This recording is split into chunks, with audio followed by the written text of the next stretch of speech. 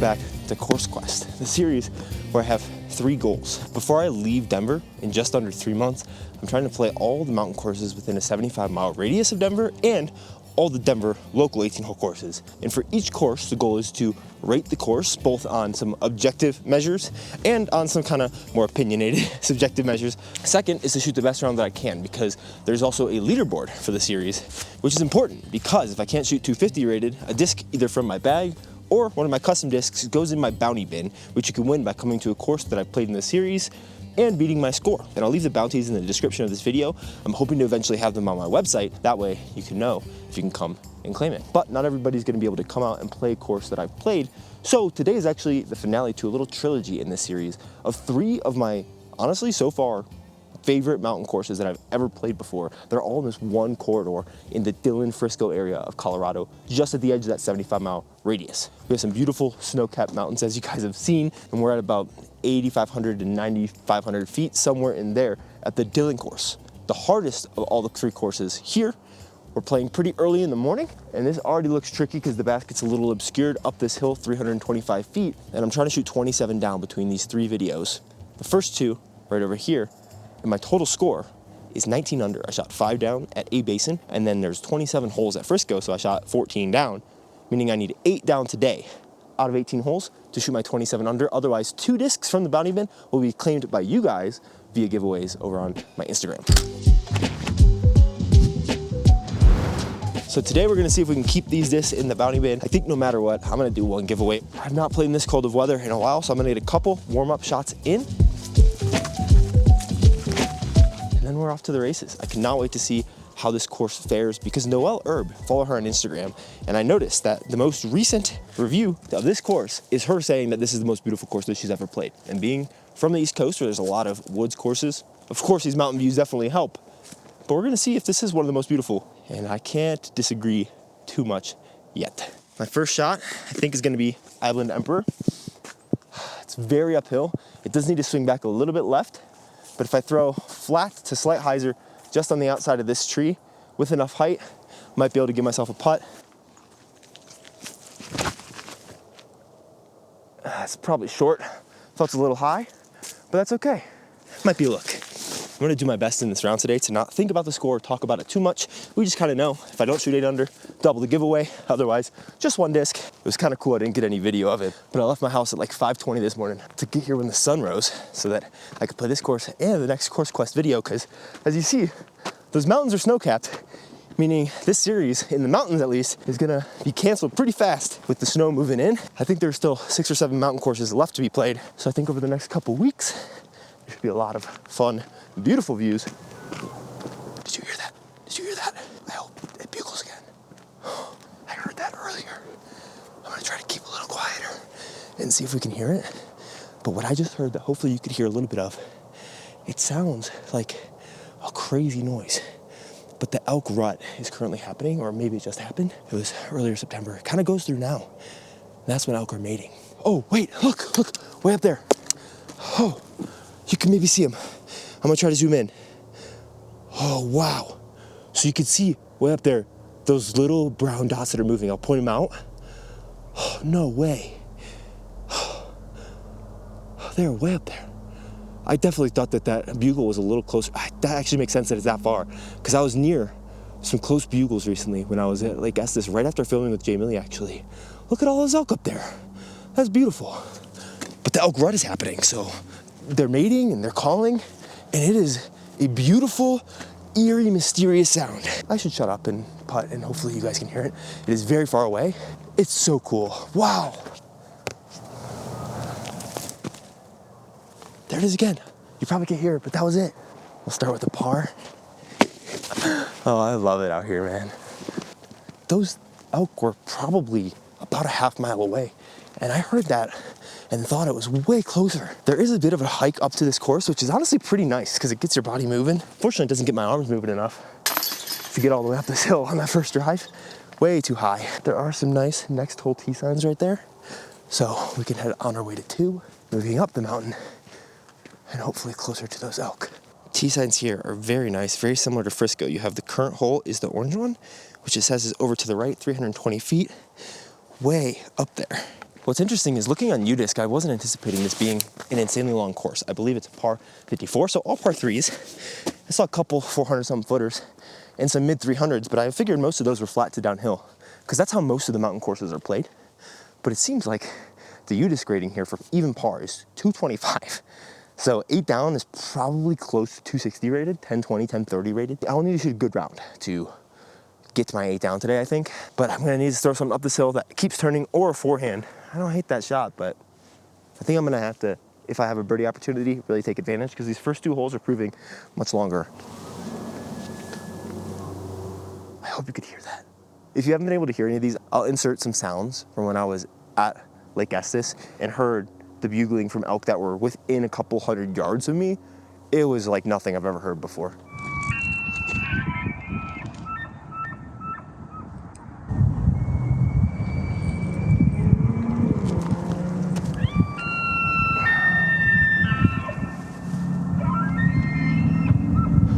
That's so short. Little soft bid.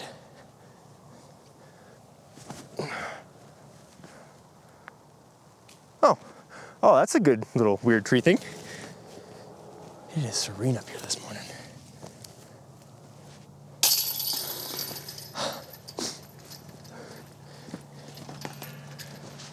Even for 2, feels great.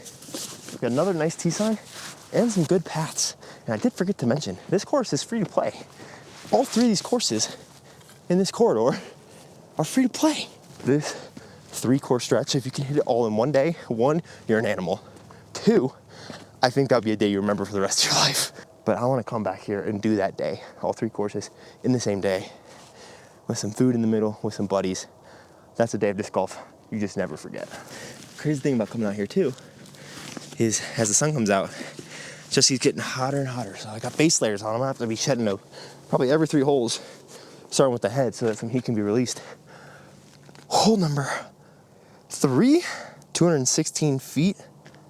Looks like it's kind of just straight through this gap, maybe a touch left. Super neat. So you guys are right there.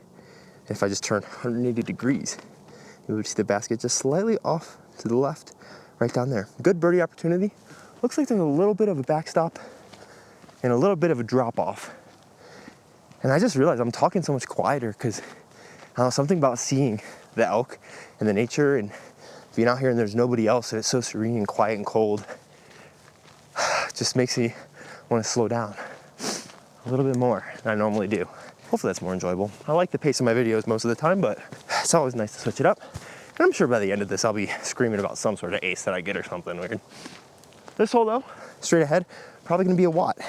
All-star that was kind of on the bench for most of last video, just getting some rest, not actually on the bench, of course. Ended up coming in clutch for the birdie on the 18th, but mostly flat, a little hyzer. Could be a big hyzer, but we're gonna try to throw it down the middle here.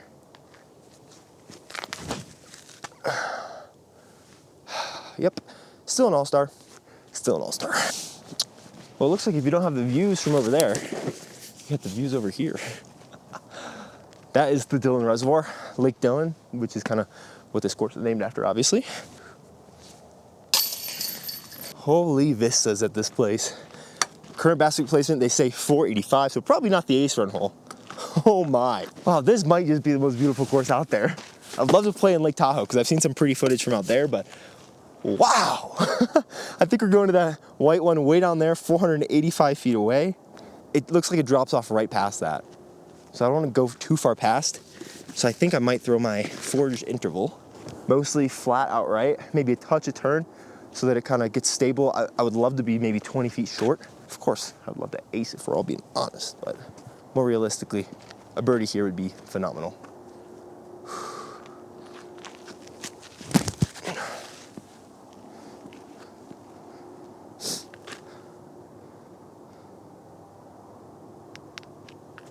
I didn't see it skip. That might be parked. Or it could be way down the hill. But I like to believe the former. You kind of just can't get away from the views here. I mean, that's what we have over on that side. You spin it on this side, you got another fin of another part of the range. Oh, look, you got a lake and some more beautiful views. I guess it's not as pretty going up the mountain, but the aspens are turning, so we're kind of screwed. We got beauty all the ways. another course very similar to Frisco and a basin, I believe, that butts up to the National Forest. I do see it. It did get caught up. Let's go. I was worried it skipped big time and I just couldn't see it. But instead, I just couldn't see it and it didn't skip big time. We're up the straddle from parked. Come on. 2 through 4. Hole 5 is somewhere that way. In the national park? I checked UDIS. I think that is trying to fake me out. Yeah, I think that basket had to have gotten turned around somehow because we're basically walking straight back up the fairway we just threw down to get to hole 5. We can forgive 1 mistaken tee sign. 2, different story. Hole 5, 221. I don't know which side of that tree it's on, whether it's right or left.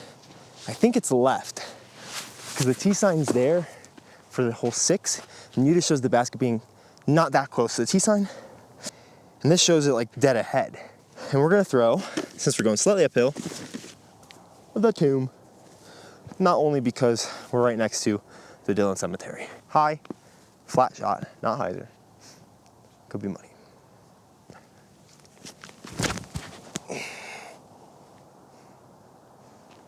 If the basket's where I think it is, that is parked. Good news, UDIS GPS is on point today.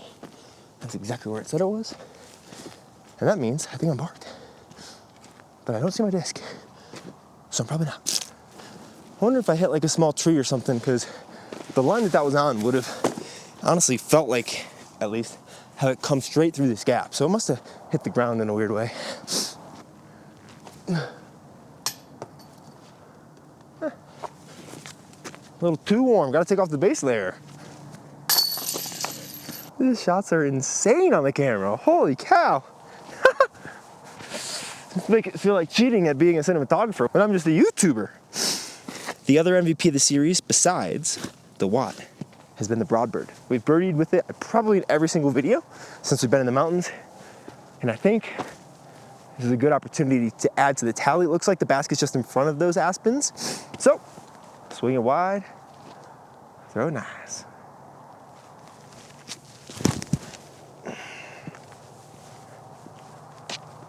I think that's really good. I didn't see it, but I think it's good.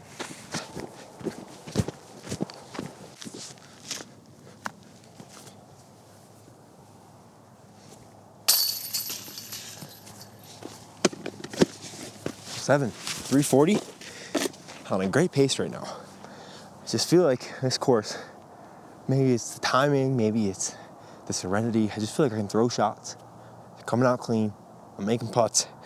3 through 6 is a great pace to be on. 330 feet is what they call this hole. But what I really hope to call it is a birdie. Trash Panda Swirly Procyon. These should be coming out soon, maybe. I don't know. They were at the warehouse. And I stole one after Jesse gave it to me. Stealing sounds more like I'm a bad boy though.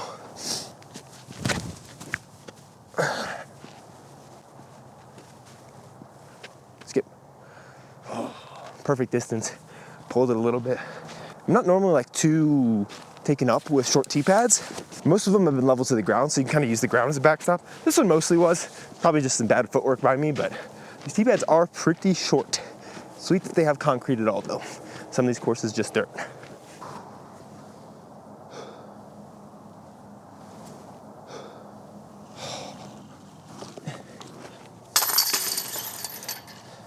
Day. Part of me does wish we were playing that long 740-foot position, but we got 495. Wait, are we not playing the 790? That looks way longer than, oh wait, it's in the short right there. Shoot, I thought that one way back there in the sun was the basket. It's in the shade. First tester putt of the day, and the test was not passed. But I'm not too mad about it. My back foot was a little higher than my front, and I struggle with those putts sometimes, especially when it's the first one. I'll get it dialed in. 479 feet. This is so downhill. I bet it's 85 feet downhill.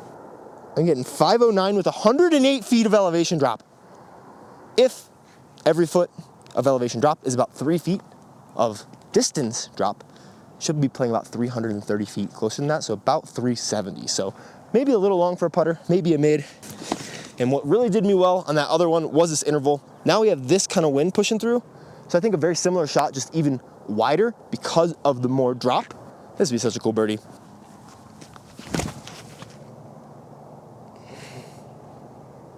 Push. Short. Not that short. That's a putt into the circle. I thought that was so short. Let's go. I wonder if there is a better way to get down there, but that hike alone is going to drop the accessibility points on this course by probably a quarter to half point, because I typically am incredibly comfortable going down hills with my camera and even kind of moving down them at a good pace. And this did not feel that way at all. Started to feel a little more out of control than some other ones. It'd be nice to have a switch back down there. Oh, there's a basket over there. So I wonder if you could kind of go down the side and make it feel safer. But just a fair warning, that is a dangerous feeling decline.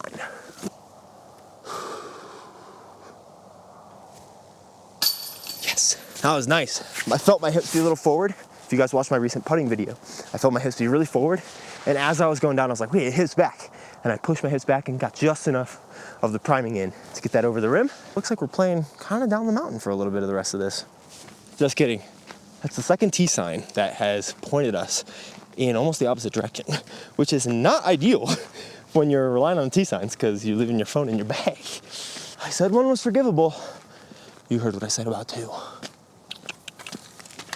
Hole 9, going up to the mound. It does look like there's another trail down that hill, but that also looks very steep. Maybe even more steep. I don't know. Precarious getting from the last tee to the last basket. This one, hopefully, is not hard to get a disc from this tee to this basket. They call it 312 on here, but this says that it's in the 355 position. Good thing I finally decided to put my rangefinder in the disc golf bag that I'm always using, my mountain bag, and we can see that it's 345. So tee sign is right. 1 point tee sign, 0 points U-disc on the discrepancies. Would love to not fade into that tree, so I'd rather finish right and still have a putt up at it. So either throwing something right that's stable, or since we're going uphill, throwing something relatively flippy, which I think is either going to be the Alva or the Sphinx. I like the Sphinx, probably half because it's my signature disc, which you can snag down below. It'll be one of the first links. Really good, understable 9-speed. And now that I said that, I should probably throw it. Oh, you gotta buy one. Sorry, not sorry. Looking back at it, that is way more uphill than I figured from the tee. I think going uphill, I probably should have actually thrown the Island Emperor on a touch of flex, because I tend to find it's easier when it's holding turn and then gets overstable to get a little bit more distance climbing a hill than hyzer flipping something up a hill, because the angle almost starts pushing it down and it's hard to get the height after it flips, and it's hard to throw a hyzer flip high. That being said, I can still make this putt. This is scary. No, it's not. Just make it and it's not scary.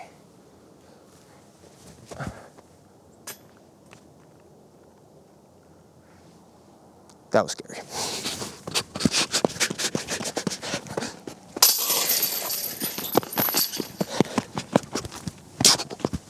U-disc and the T-sign agree. This is at about a 365 foot position, so I'm gonna trust it.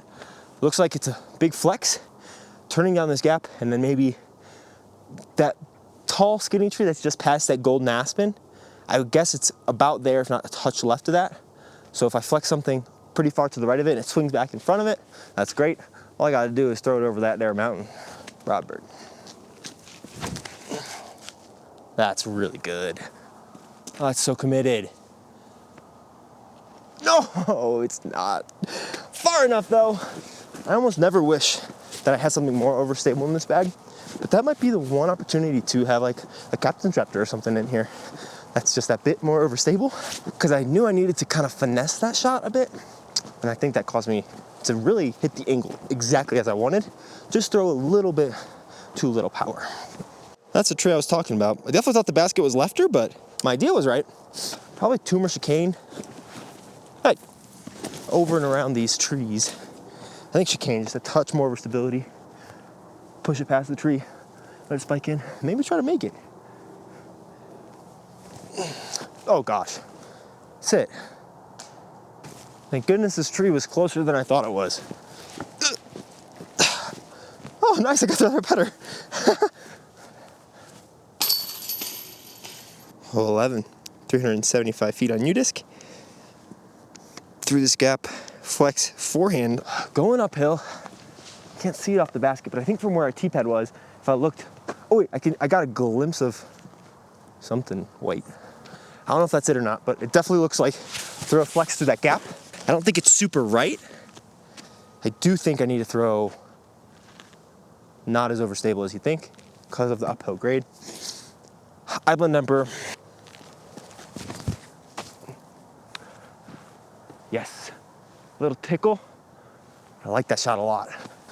I don't think I got all the distance, but it's a good shot. When I come back here, if I don't add 80 feet to my forehand, I'm throwing a turnover on the backhand. Long putt.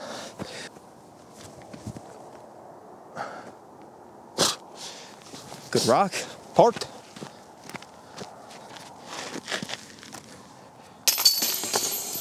Three for three on blind shots on this back nine so far. It looks like a 305-foot simple hyzer, which I like. Just like a little more if I... Looks like a 305-foot simple hyzer. I just like it a little more where if I knew where the basket was. Well, in the wise words of a poet, you can't always get what you want. I'm gonna throw broadbird instead of like something slower because I want to spike it in. Because I think if I land it basically just on the right side of that mountain over there at 305 feet, it'll be spiky and be good. If I throw like a putter or something, it needs to glide down there and it has more opportunity to hit these trees. So spike is probably better.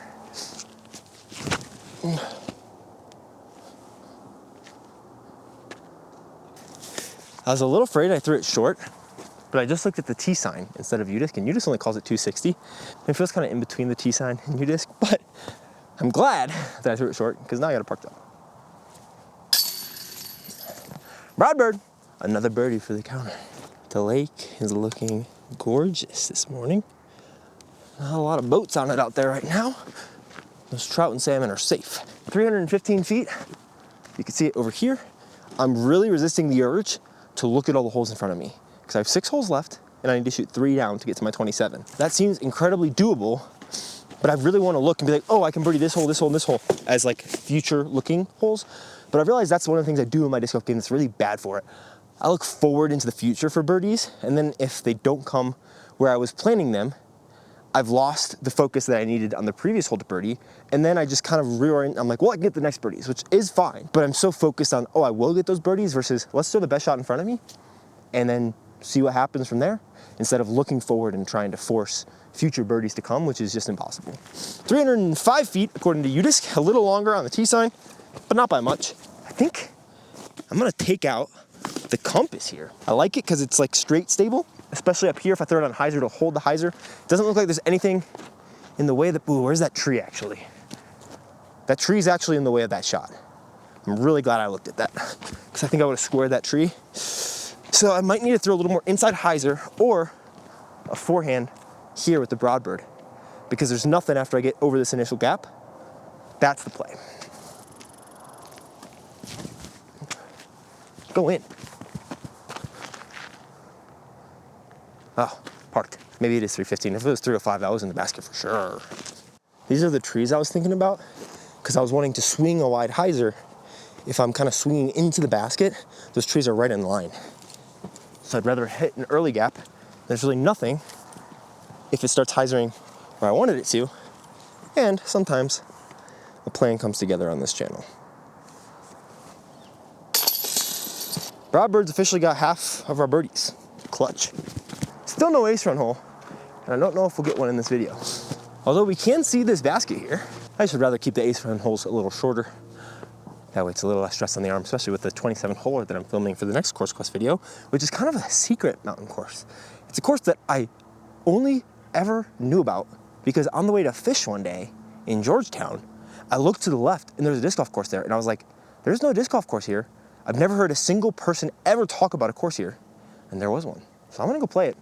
U-disc warns me about the lines being way too tight and unfair, so we'll see. Looks like another broadbird shot. Actually, this one actually looks more like the compass. The reason is because this gap here biases me towards the hyzer. If I throw it flat, it brings in these right trees a little more if I pull it, whereas if I pull a hyzer, it just mostly pulls higher and a little bit right, rather than flat shot pulls very right. So I'm biased more towards the hyzer, so I'm gonna throw the compass because the compass will glide straighter than the broadbird if I throw the broadbird on a hyzer. I think I can get it there, but I need to throw it harder than I would want for this type of shot. So, compass it is. I pulled it inside, but it's gonna be good. Oh my gosh, that was right over top of the basket. Well, I saw it go over top, so I'm a bit afraid that it's pretty long back here. Nothing really to catch it. The disc held way straighter than I anticipated.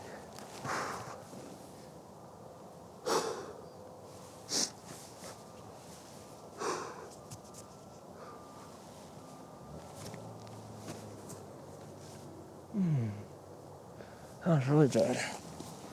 Basket right through there. UDisc calls it 245. The T-sign calls it 275. It looks pretty uphill. Hole 15, so we got 4 to play, and we need half of them again. That last hole would have been really nice insurance, but this is fine. It definitely looks like the play is a big over-the-top hyzer.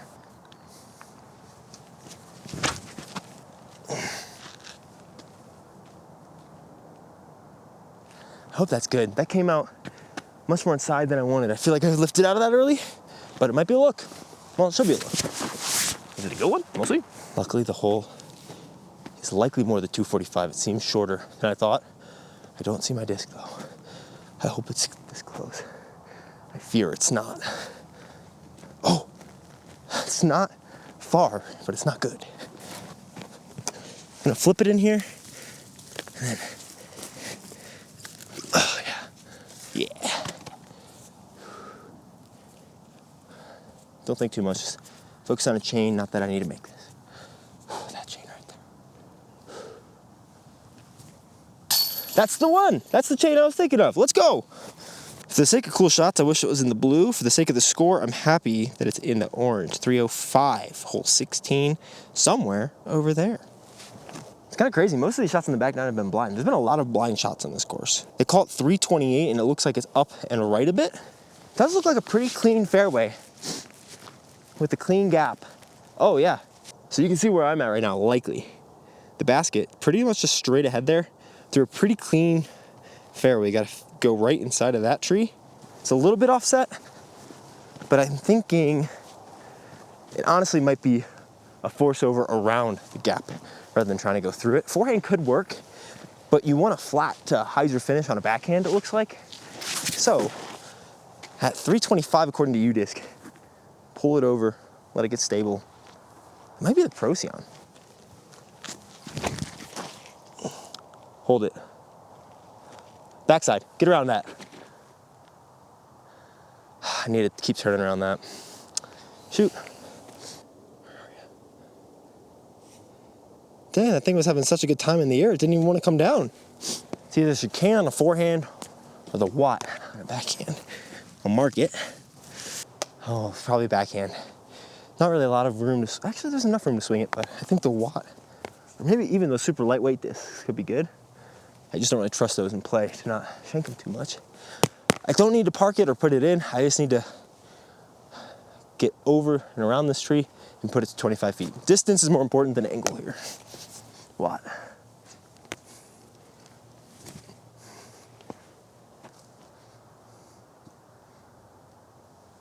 Oh no. This angle is pretty important too. Gotta make a circle 2-putt sometime in this video. This is an important one. Did not see that second tree there. Thought I'd have a wide open look at least. But that's okay.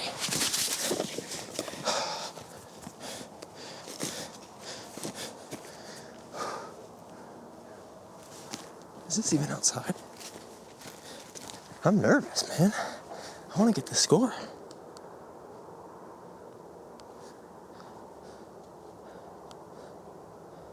Yep, 36.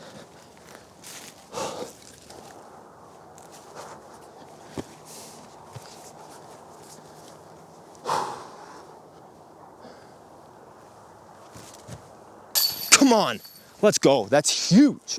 I'm stoked on that. That is clutch. Going back to that video I was talking about with putting, one of those kind of tips that I had was the last tip about circle 2 specifically, but having a jumper, a standstill, a stepper like that, inline and straddle is so important because right there, I didn't feel like I was gonna get the standstill to the basket.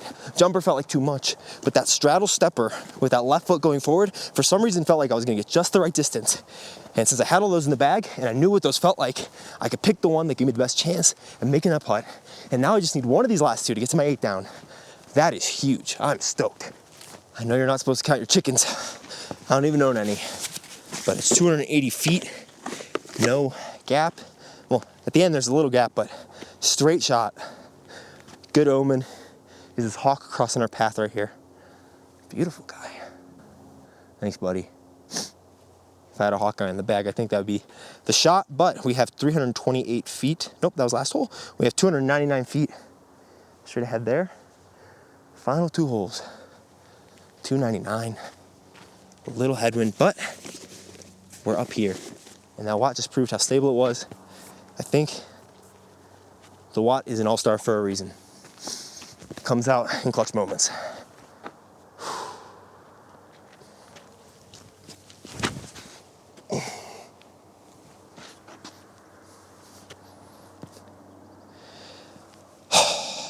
Put him on the team, coach.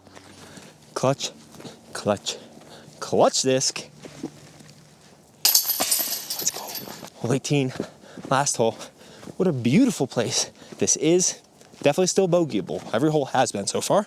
We're gonna finish this round and then run through the scorecard back in my car instead of doing it on the way to hole 18. Hole 18, T-Sign calls it 345 down the hill. You can probably see the top of the band there. Set you up here because just so beautiful looking at that mountain all day. Snow-capped peak right now. Got a big wide hyzer if we want it. Honestly, more like a flat to hyzer shot because of this tree right here. Or you could take a really wide hyzer. This just don't really swing too much back left or right, depending on a backhand or forehand hyzer, respectively, when you're up this high at elevation. You need something super glidey. So probably flat to hyzer if I want to take that shot. Part of me wants to just throw this Watt down the middle, but that brings a lot of danger into play. And I got a score to uphold. That'd be fun for the video. That wouldn't be fun for me. So, flat to hyzer with the Procyon over these trees to the right. Give it the juice that it can stay flat for a while, and then dive down. Is a crow a good omen like a hawk? About to find out.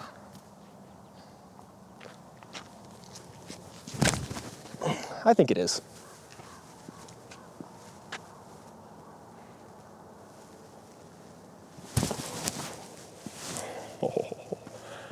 That had to be 2 feet from an ace. Admittedly, 2 feet from the ace might have been a little generous. We'll take a no-look tap in. 9 under par, meaning that I honestly can't believe it after shooting 5 down at Arapahoe Basin and seeing how difficult this course plays to par in terms of UDisc grading. But I shot 28 under through these 3 courses, which I'm really happy about. I am still going to be giving 1 disc from the bounty bin away, which will be of the winner's choosing.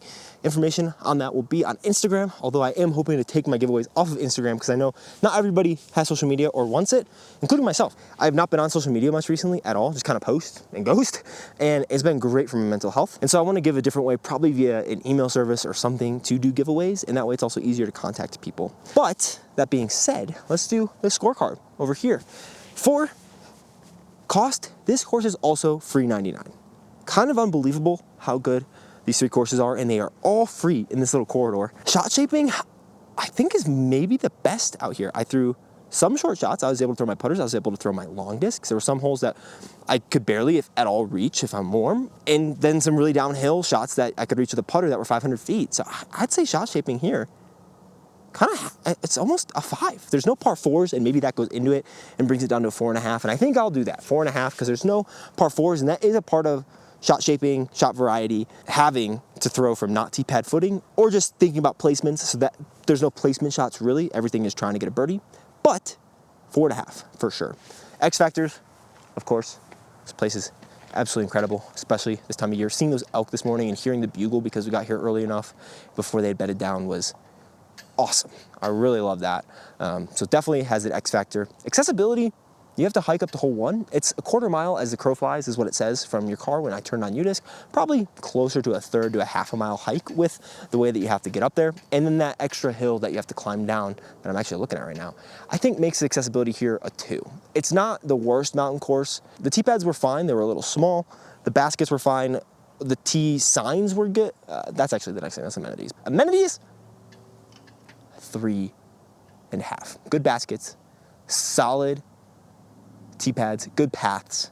Parking's a little far and you have to hike, but it's kind of nice that you hike up and then throw down for the most part. A couple holes thrown up, hopefully not in the vomit sense. And so for amenities, I think I'll give it a 3. Pretty solid. Not perfect. Some of the next tee signs were off, but really enjoyed it. For my certified score, I'm gonna give it an 8.1, which I think ties it with Castle Mountain Lodge, which is one of my other favorites in this series. Very different courses. That's a pitch and putt up and down a mountain, but I try to think about it as which courses would I want to go back to in what order, and that's kind of how I'm scoring them. Not as much based on the fact stuff that I just laid out in the first 5 criteria. I definitely want to come back here, but I mostly want to come back here because it is very close to the A Basin and Frisco courses, and it would make for a sweet little 3-day wrap-up. But I think those 2 other courses definitely take the cake for me over this one for various reasons, and you can watch those videos over here with the whole Course Quest series if you'd like. But over here is where our leaderboard is going to be. Is this one of the most beautiful courses out there? Yeah, it is. The views here are spectacular. Maybe not the most beautiful I've ever played, but one thing I did forget to mention until right now is there's actually a 12-hole family course, or like a little warm-up course that is closer to the cars. So that adds to the amenities, and I think keeps it at a 3, maybe bumps it to a 3.5, but this course itself will keep it at a 3, just so I don't have to change the graphics. 9 down, let's see what it's rated. I don't think I'm gonna have to put a disc in the bounty bin. That was a pretty solid round. I'm gonna guess 260, 288? That's, what? Wow, I was playing clean today. That's my 725th round on UDisc. I've played way more than that. I just don't put UDisc for my, wow, highest rated round on UDisc. Wow, what? This is the highest rated course in the series now for rating. There's the scoreboard. I thought that would be maybe 270, 275. I am stoked on that. Wow, I guess I played really well. It felt super solid. Holy cow. Thanks for watching. This has been a very fun series to film. Definitely check out the other videos if you enjoyed this one. Some more mountain courses to come. I think I have 6 or 7 remaining, and then a lot of Denver courses. We'll probably be getting a Course Quest video every 3 to 5 days before I move, and I'm pretty excited about that. It's actually a lot of like training and practice because I get to talk through some shots with you guys, and you can see a lot of that in the other videos too, right up there.